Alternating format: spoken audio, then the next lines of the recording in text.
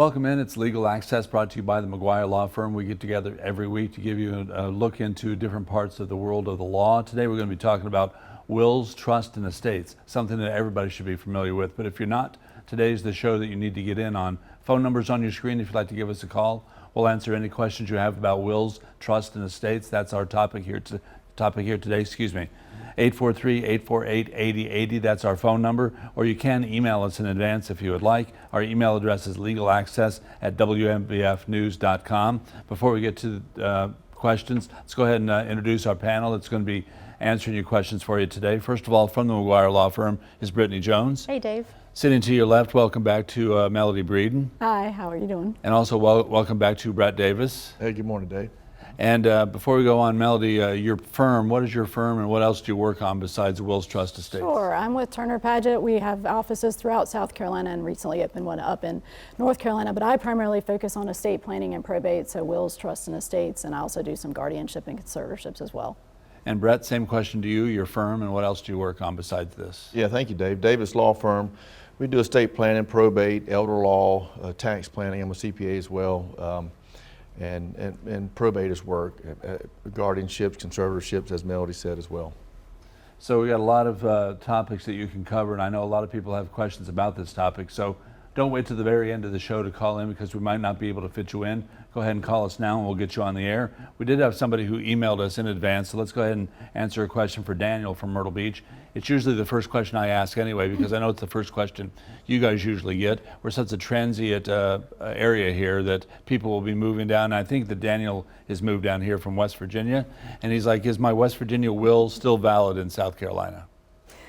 That's interesting. I had a guy from West Virginia. They still allow holographic wills in West Virginia. You can handwrite your own will and sign it. That at least a few years ago, that was still allowed. And we probated one here. If it was valid there, we'll probate it here. But that was an interesting little nuance about West Virginia. But generally speaking, it's good to have a South Carolina attorney take a look at your documents, your will, trust if you have one, powers of attorney, and see if they comply with state law. But really, also, has there been any changes in their life? Mm-hmm. A lot of times people say, I just want to keep everything the same, or I'm okay with what's in my current documents. But when you pull them out and read through them, they don't really know or accurately recall what is in those documents. Right. So it is good to have somebody take a look at those documents if you're moving in from another state. Yeah, I would agree with that, and sometimes there might be something specific to South Carolina law that's not in there that you might want in there now. So even though technically valid in another state would be valid here, it's a lot better to go ahead and have those looked at. And sometimes the powers of attorney, even if you don't change your will, you'll update the power of attorney, financial and medical, because that could be an issue. If you can't record something here, that can be a problem. Or maybe you lost the original in the move, so it's just a good idea to have those looked at. So Daniel, first of all, welcome to South Carolina, and if you do have the will from West Virginia, it is valid, but you might want to have somebody look at it. Along the same lines, another question that we get a lot is, hey, I see all those commercials on TV for wills for 130 bucks.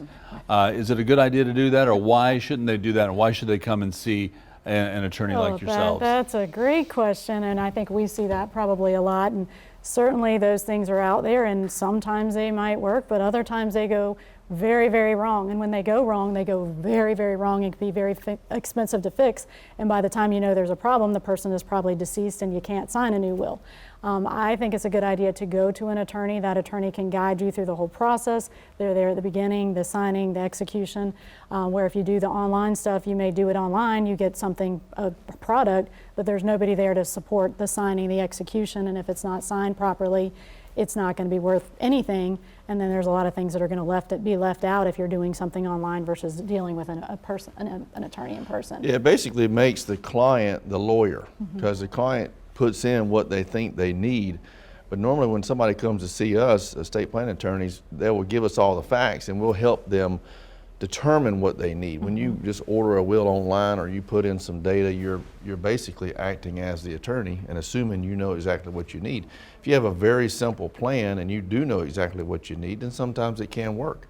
But what about those times that it doesn't work? Right. And then also they say, well, you can get a will for a very low price, but what is the actual cost when you put it all in there? It's more than what a lot of times what they'll advertise at that little basic charge. Sure. Well, and this is the kind of thing, like you guys have touched on, where if you make a the people doing it themselves make a mistake, you're not finding out until later, and when you can't get it corrected. It's not like making other types of mistakes in life, you know, where you can go back and correct it, or, you know, have a deed fixed or a title changed or something like that. These are things that you might not know until it's too late. And if somebody's already passed away, or you're needing a power of attorney, maybe because someone's got healthcare issues or things like that, or their capacity is, you know, in question, it might be too late to ever be able to make those adjustments and go back and especially if they get the document and if it's not signed right. I mean, that in and of itself makes it ineffective. And if a person's deceased, you can't go back and get them to sign it. So yeah, it can create a lot more legal fees on the back end if it's not done properly.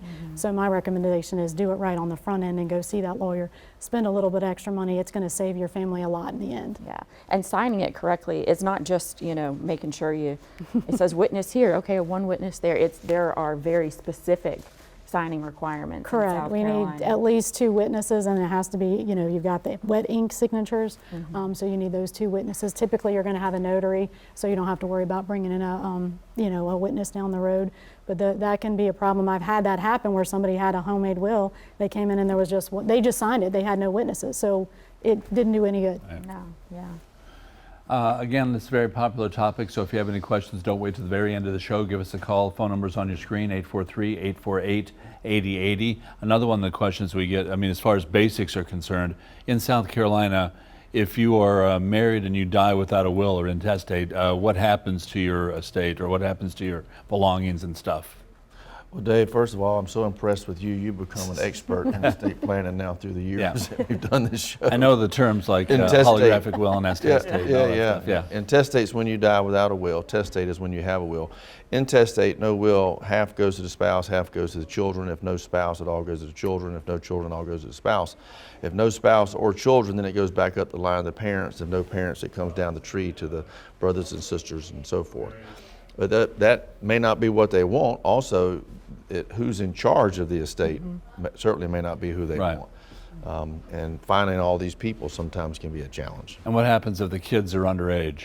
Oh, that's where you end up having to get a conservator appointed for the minors, because sometimes people are like, oh, well, they're minors, let's bypass the minors. Well, if you've got the spouse and children, even if the children are minors, they still take. So you could have a spouse and minor children owning a house together, which is not ideal, because then the conservator is going to have to be appointed and they have to go through the courts. And then at 18, whatever those assets are get turned over to those children, where maybe that's not a great idea. Maybe there should have been a trust, but that could have been done in a will, but doesn't happen with that one. I think that's something that surprises a lot of people too, that if you are married, that half could go to your kids and not just all to your spouse. Right, and it can be even more interesting if it's a blended family, and what if it's your stepkids, and it's not your actual biological kids or your children together, so then you're owning something with stepkids.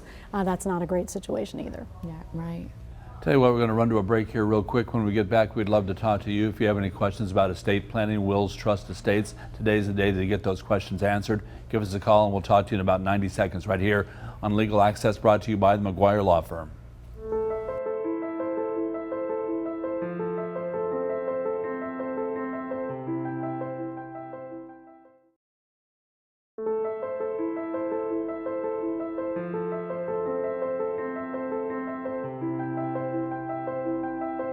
Welcome back. It's Legal Access, brought to you by the Maguire Law Firm. We're talking about estate planning today, estate law. If you have any questions about wills, trust, and estates, make sure and give us a call. Phone number's on your screen. We would love to hear from you on our panel to answer those questions for you today. First of all, from the Maguire Law Firm is Brittany Jones.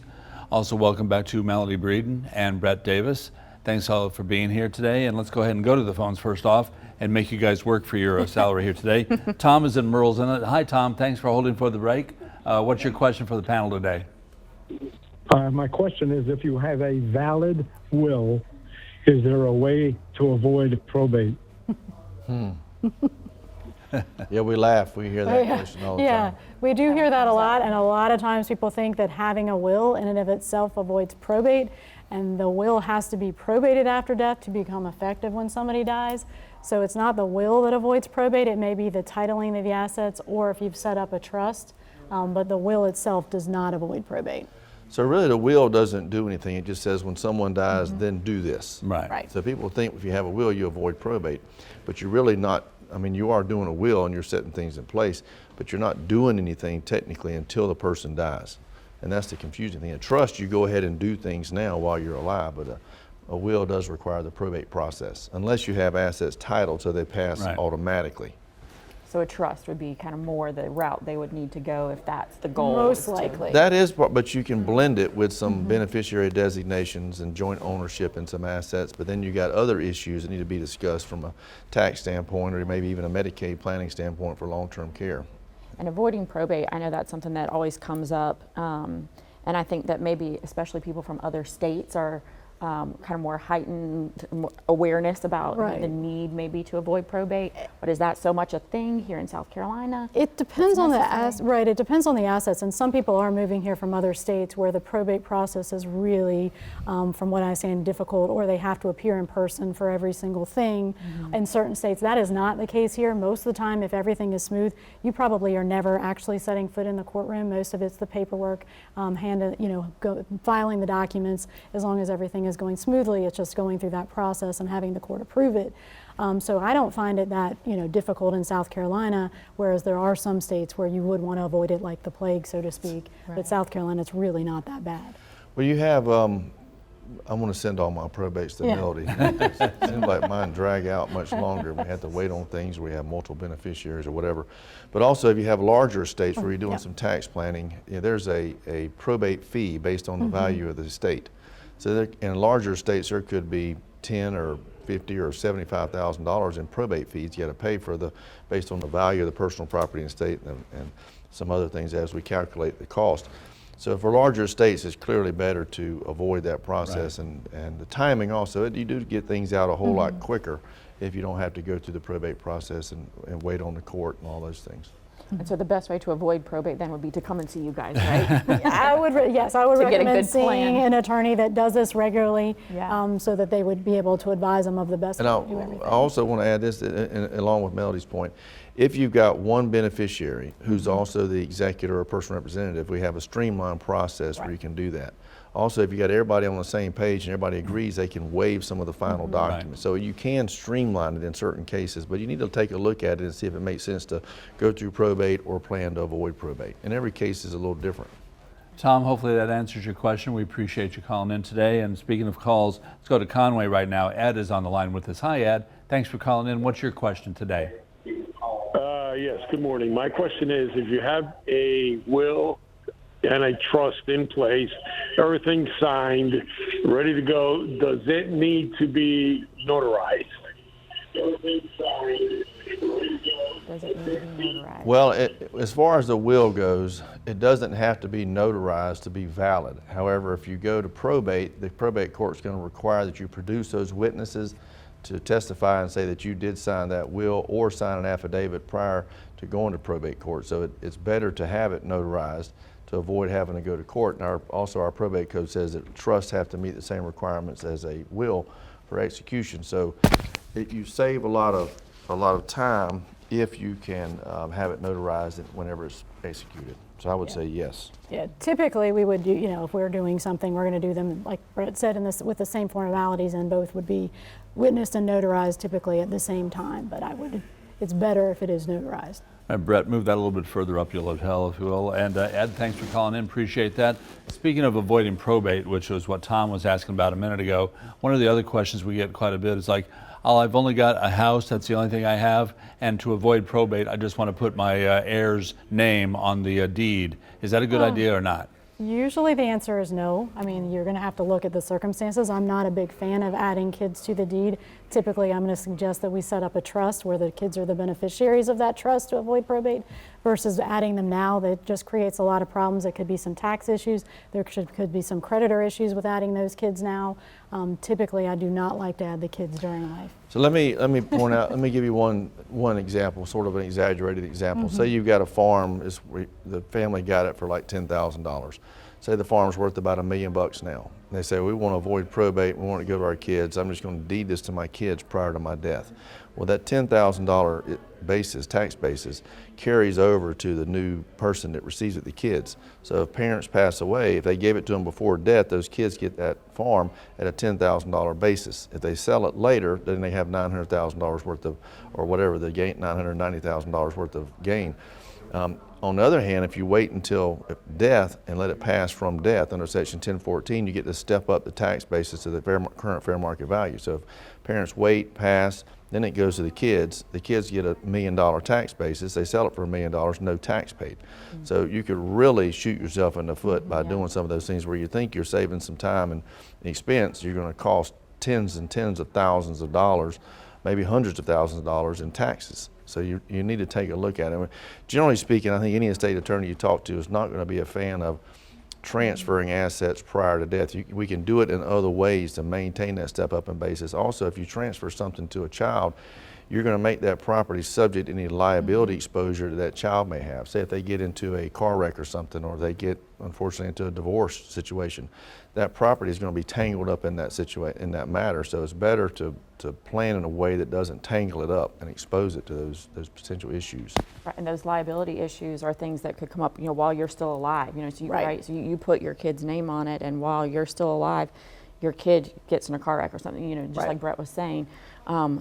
Then that's your farm that they're taking, that potentially is on the line. Right, and then when if you're still living, and if your objectives change and you don't want the kids to have it and you want to do something different, you have to get them to sign off on giving it back to you. Approve of it, yeah. Or if you want to refinance your house, if it's on your house, you got to get your kids to sign off on that. To me, it's not really a great idea in most cases. We really, I guess I can speak for all of it. We really don't like that idea. Don't like it. There are very, very limited circumstances where it will work, but for the most part, no. Well, that's the definitive word on that. So tell you what, we got a couple people on hold, but we got to run to a break here right now. As soon as we get back, we'll take the phone calls, and we still have about 10 minutes left in the show. So if you have any questions, we still got time to fit you in as well. Give us a call. The number's on your screen. We'd love to talk to you here today on Legal Access, brought to you by the Maguire Law Firm.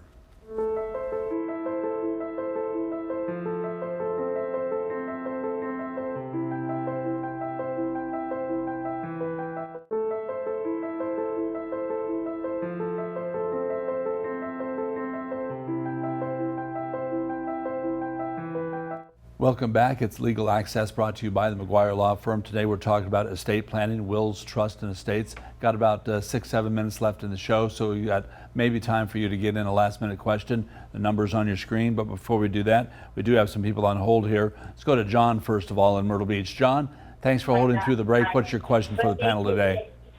I'd like to know if a revocable living trust agreement is reversible.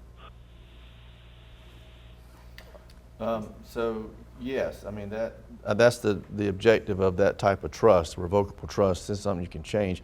However, there's a little nuance. I'm not sure if this is what he's asking or not, but let me just make sure it's clear on an individual standpoint. If an individual sets up a revocable trust, they can clearly revoke it. But see, where it gets a little tricky is if you have a husband and wife set up a joint revocable trust, and then one dies or one becomes incapacitated, can the other one amend part of it, revoke it, or change it? And that depends on what language is in the trust. So the quick answer to his question is yes, that's exactly what a revocable trust is it gives you the right to revoke it. But sometimes that gets a little deeper if it's a joint trust and one passes. Interesting. All right, John, thanks for calling in. Appreciate that. Let's go ahead and go to Surfside Beach now. Richard is on with us. Hi, Richard. Thanks for calling in. What's your question today? Good morning to you all. Hi, good morning. Go ahead, Richard. You're on the air. Okay. My wife and I have a joint will, and we wish to change the beneficiary. Can we change it ourselves, or do we have to have an attorney do it, or do we have it notarized, or have the attorney that drew the will up for us to make the change? You would probably want the attorney who drafted it to make the change just to make sure. And I don't know if you mean joint, you have one will together. You probably are saying you both have separate wills that say similar things. But I think best practices, if you've used an attorney before, is to check in with that attorney, because I get a lot, you probably do too, Brett, where somebody says, I just want to make one simple change, but they're changing the beneficiaries, which is the primary purpose of the trust or will, besides naming the personal representative. So that one little change changes a lot of different things. So I would recommend going back to that attorney and checking in with them. Another thing I think that's important is you can revoke a will in more than one way. You can tear it up, mutilate it, and get rid of it, or you can revoke it in writing and sign off on it. What people do sometimes is they'll go in and they'll strike out just a little bit here and there, and they've revoked that little portion, but that little portion taken out may really mess up the whole plan. So you got to be real careful in what you put in there. If they say I'm taking out Billy Bob and putting in Sally Sue, well, they may be effective in taking out Billy Bob, but they're not going to be effective in putting in Sally Sue unless you have the witnesses and it's executed properly. All right, Richard, thanks for calling. Appreciate that. We got time for one more call. Let's go to Lumberton now. I don't know if you guys are licensed in North Carolina, but Mary's with us in Lumberton. Hi, Mary. Thanks for calling in today. What's your question? Thank you for taking my question. Absolutely. My brother-in-law has been diagnosed with Alzheimer's. We have a will drawn up, but he cannot, the lawyer doesn't feel after talking to him that he is capable of signing it. Now what? So if he's not able to sign the will, then in that instance, you probably are going to be limited to intestacy in that circumstance, unless perhaps there's a power of attorney that allows somebody to set up a trust. But my guess is there probably isn't if he doesn't have a will. So you probably are going to go through probate after he passes. Now, if during life you're needing to make decisions and don't have the ability, you may need to do the guardianship conservatorship proceeding. So yes, I agree with everything Melody said. However, we can, the capacity to sign a document needs to be when they're signing the document. They may wake up on a Tuesday and having a really bad day. Right. And they may not have capacity on a Tuesday, but then they may get some rest and have some food and feel better. And they may be able to have capacity at some other point. So as long as they're lucid and have capacity when they're signing the document, they can do it. So it really depends on the person. Just if you have somebody says, well, they don't have the capacity to sign, they may not have the capacity to sign right then. They may not have the capacity to sign any time after that, but they may. So you can take a look at it and see, is there going to be a possible window where we can do that? And then sometimes there is and sometimes there's not, but that's a possibility. I thought that Mary might be our last call, but we got about 2 minutes left. We got Debbie in Murrells Inlet. Debbie, real quick, what's your question for the panel? My question is, I created a will at the library in North Carolina. I never filed with the state. I live in South Carolina now. Do I have to file that will with South Carolina, or do I have to redo the whole thing? Well, for South Carolina, we don't file wills in advance, so they don't get filed anywhere until after you pass away. But knowing that you've done one in North Carolina, you may want to just have somebody take a look at it for South Carolina. But if you met the witness requirements in North Carolina, you would meet them here. But I would recommend having somebody take a look at that just to make sure. Yes, I agree. There's also a neat and strange and weird statute in North Carolina where you can get your will proved prior to your death, which is kind of strange. Also, the execution requirements in North Carolina require, the same here, 2 witnesses and a notary, but there you have to have 2 witnesses and then a separate notary, so you have to have 3 people. In South Carolina, you can have 2 witnesses and a notary, but one of those witnesses can also serve as a notary. A little bit strange. It gets back to the old English law. Well, yeah. A lot of people have a lot of questions about wills, trusts, and estates. If we weren't able to get you on the air here, make sure and go ahead and email us and we'll answer you off the air. Email address is legalaccess@wmbfnews.com and we'll get the answer back to you as quickly as we can. Or if you have any advanced questions about next week's topic, which is HOAs, which is always going to be a lively show. So HOA is next week and we'd love to hear from you then. And thanks to our panel here today, Brittany Jones, also Melody Breeden, Brett Davis. I'm Dave Priest. We'll see you again next Thursday, 11:30. HOA will be our topic here today, next Thursday on Legal Access, brought to you by the Maguire Law Firm. You may wish to consult a lawyer to obtain case-specific legal advice. Information regarding lawyers can be located online or by contacting the South Carolina Bar Lawyer Referral Service, toll-free at 1-800-868-2284. If you are currently represented by an attorney, you should direct all legal questions to your attorney. The nature of any legal issue may depend on a multitude of factors. Therefore, the information provided in this program is purposefully broad and does not constitute legal advice. Please contact and retain an attorney in order to obtain case-specific legal advice.